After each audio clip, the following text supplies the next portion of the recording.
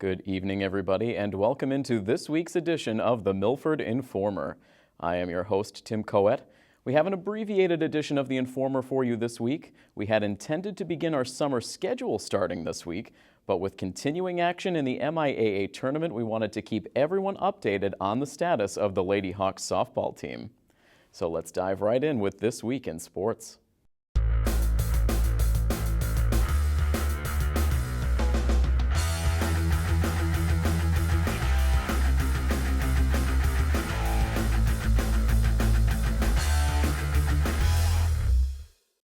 When we last updated you on the softball team, they were fresh off of a 6-3 win in the D1 South semifinals against Hopkinton. On the other side of the bracket, it was the Silver Lake Lady Lakers who were able to take down North Attleboro in a 12-5 win, and so for the third consecutive season, we would have a chance to see Milford and Silver Lake meet in the postseason. The Lady Lakers earned quarterfinal victories over Milford in each of the previous two seasons. Would we see a different outcome with a district championship on the line? Here are the highlights of Milford versus Silver Lake in the Division I South Final. The number 2 seeded Milford Lady Hawks earned their spot in the final, courtesy of blowout wins in the first 2 rounds of the tournament, followed by a hard-fought win over rival Hopkinton.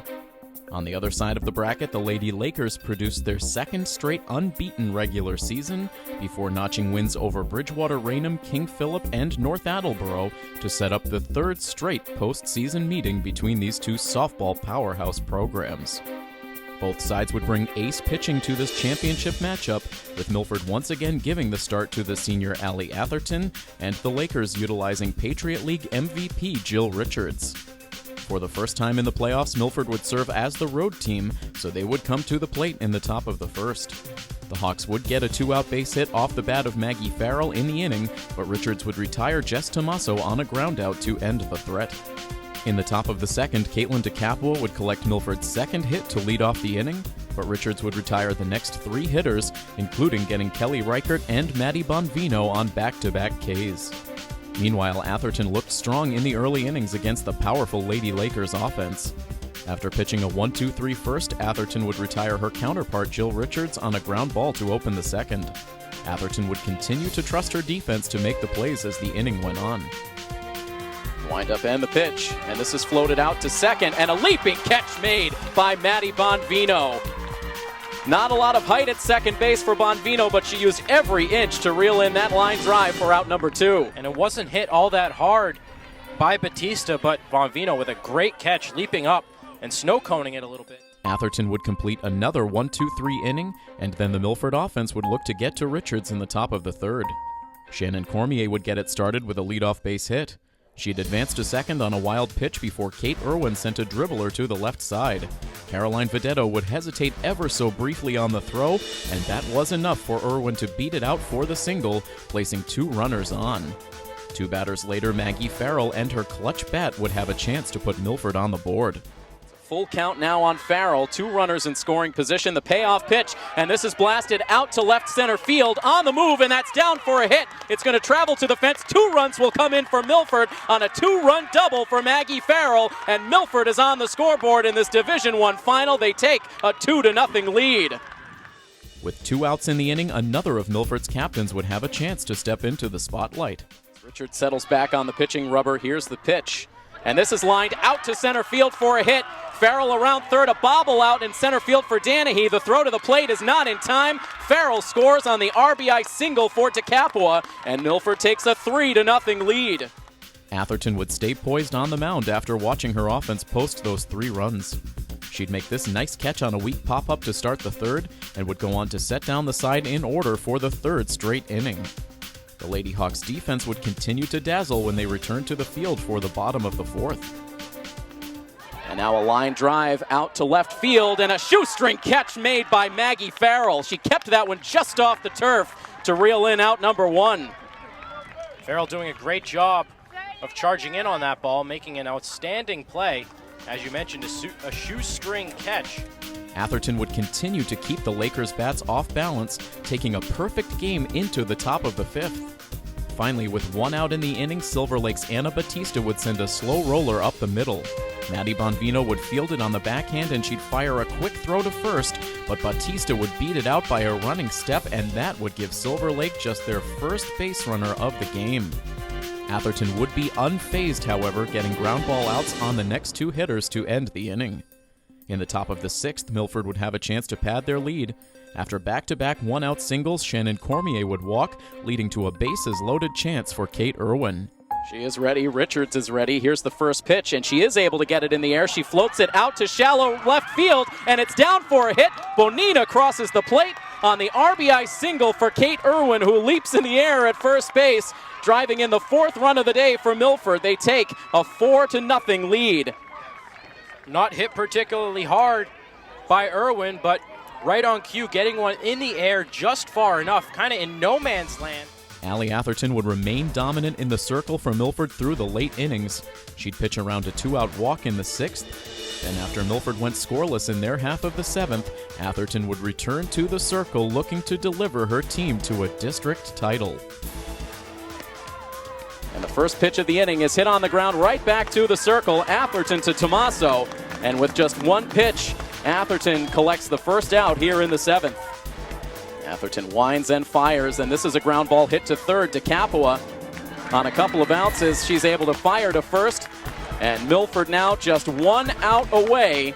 2 balls and 2 strikes with 2 outs. Here is the pitch. And it's grounded right back to Atherton. She has it. She throws to first, and the Milford Lady Scarlet Hawks are the Division I South champions.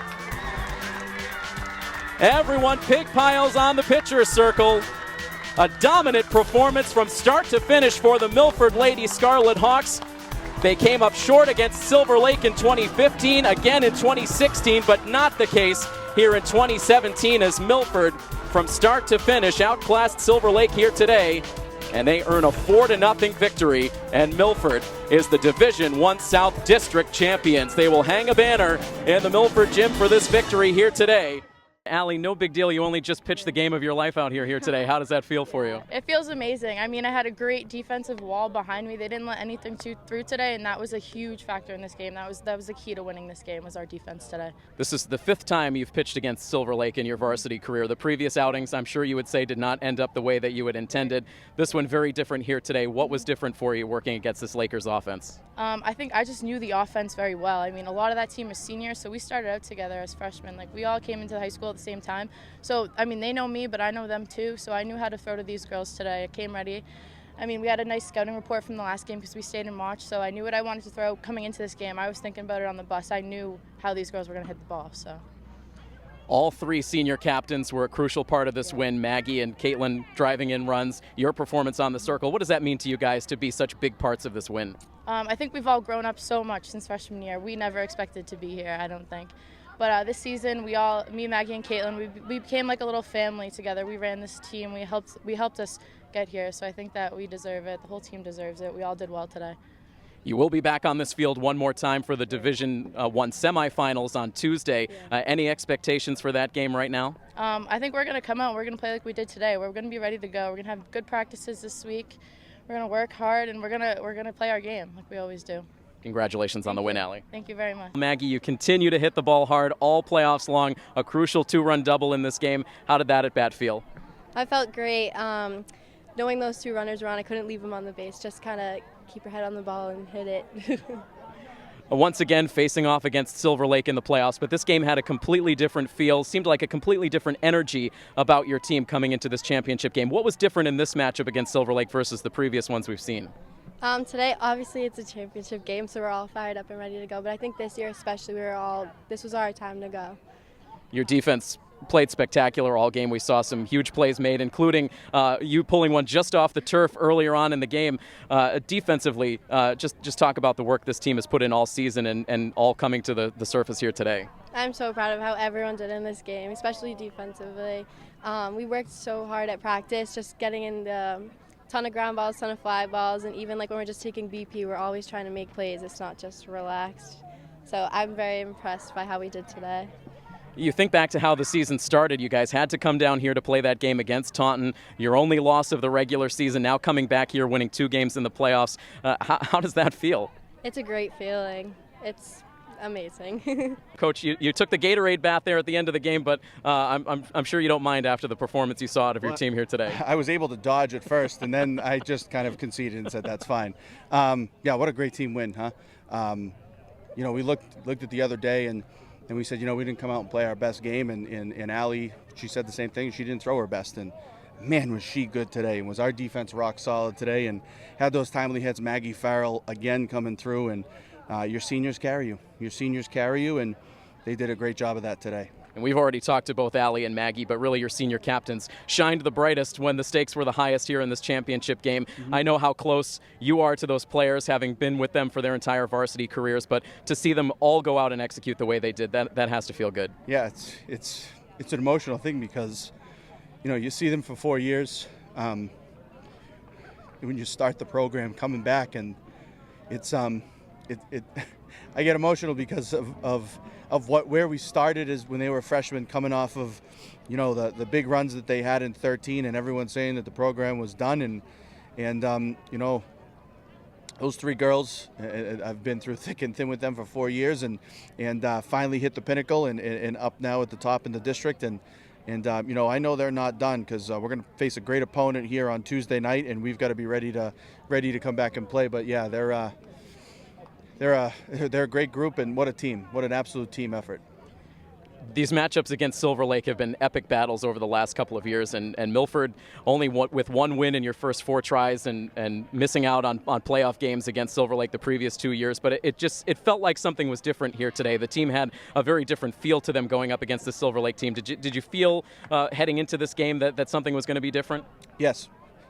Tim Walsh has been saying it now running on 2 months, that there's no one that is going to stop us. And on the bus today, and we talk about it all the time getting on the bus, what do we think about today? What do we think about today? And his words were perfect. Allie's going to throw a gem, and we're going to win the game. And Nostradamus, I guess, but that was just it. It was a fantastic game today.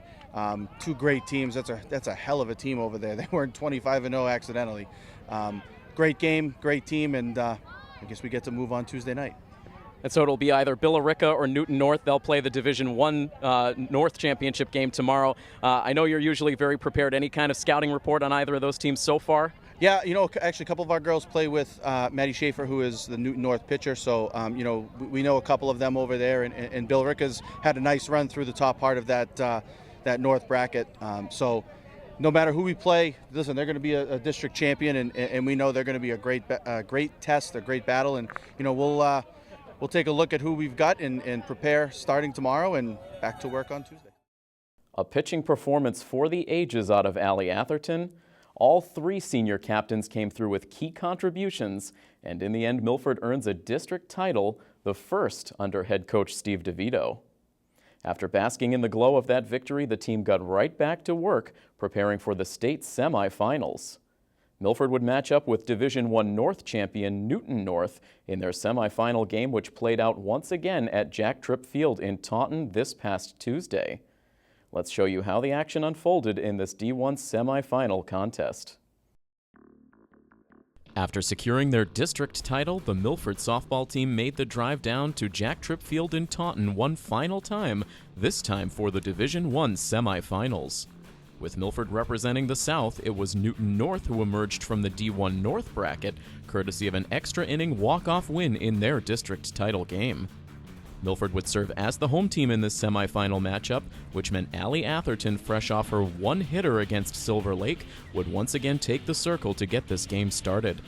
After not allowing a hit until the 5th inning against the Lakers, Allie would allow a base hit to the very first batter she faced in the top of the first. She'd allow a second hit in the inning, and Newton North would threaten with 2 in scoring position with 2 out, but Allie would get her counterpart Madison Schaefer on a strikeout, and the Tigers would fail to score. As the lefty Madison Schaefer took the circle for the bottom half of the inning, she'd retire Kate Irwin to open the frame, but a 1-out walk to Emily Pierre Gustavo opened the door for a Lady Hawks rally.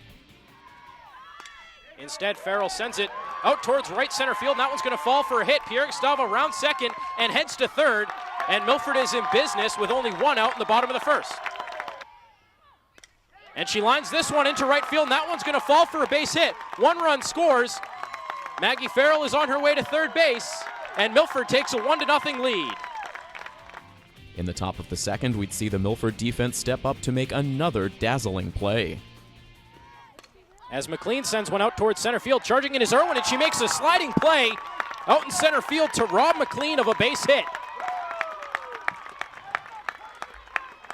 That one looked like it was going to hit green, but Kate Irwin, going to her right, helped that she was a lefty on that one, her glove side, slides in on her knees to make a fabulous play for the second out of the inning. That catch proved to be critical in the inning.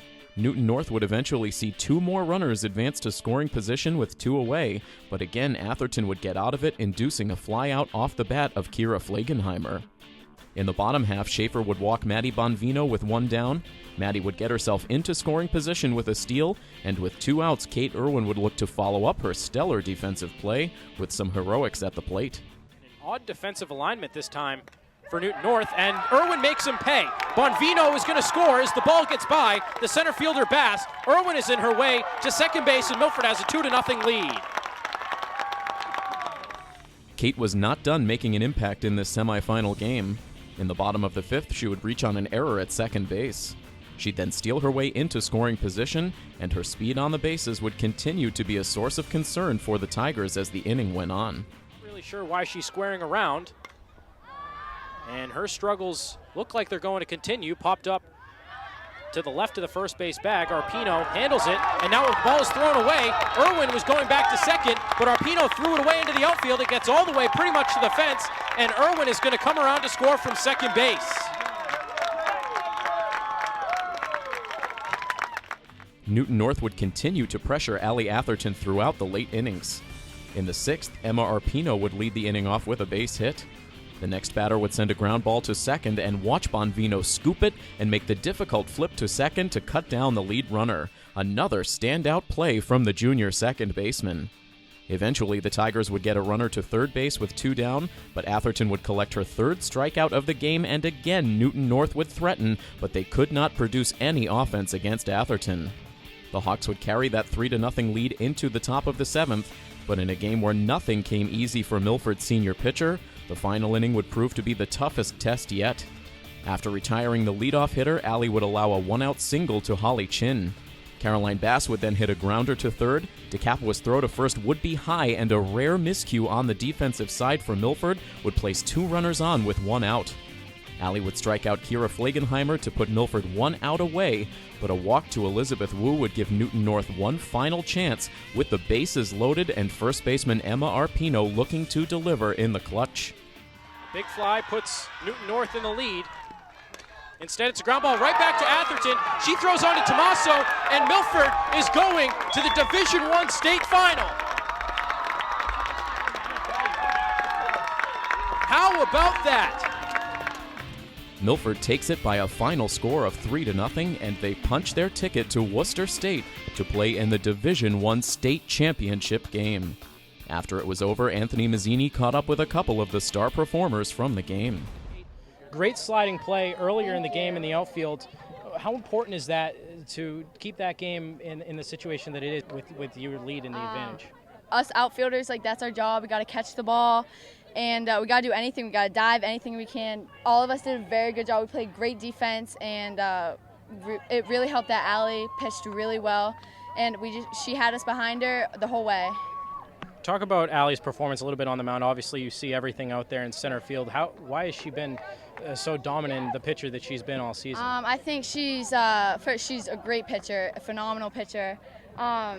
She's hitting her pitches. She's just doing so good. I think she's one of the best, maybe even the best pitchers in this tournament right now. And no team can really hit her right now, and she's on a roll.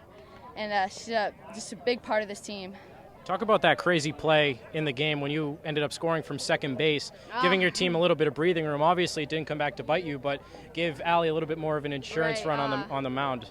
Well, I knew she was catching at first. I knew I wasn't going to make it to third, but might as well make her throw it. And I think I just got lucky that she overthrew the ball. The outfielders weren't backing up, so I took advantage of that, and Vito was waving me home, so I went home.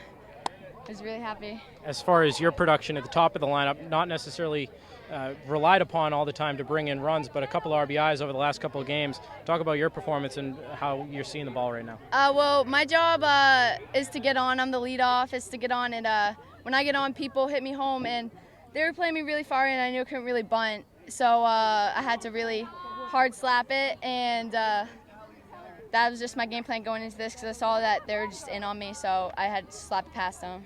Kate, congratulations on the win. Thank you so much. Joined by Milford senior pitcher and ace, Allie Atherton. Allie, 2 straight complete game shutouts. What is working for you right now? I mean, I'm just spinning my pitch as well. We've been working so hard in practice. I think that we're just coming out ready to play. The whole team is ready, so it really helps me when everyone else behind me is doing well. We're hitting well. It helps me pitch better. It really does. You haven't been striking out as many. Only 1 against Hopkinton, none against Silver Lake. Now only a couple here tonight. You really mowed them down during the regular season, and you're now pitching to contact. Is that affecting you at all?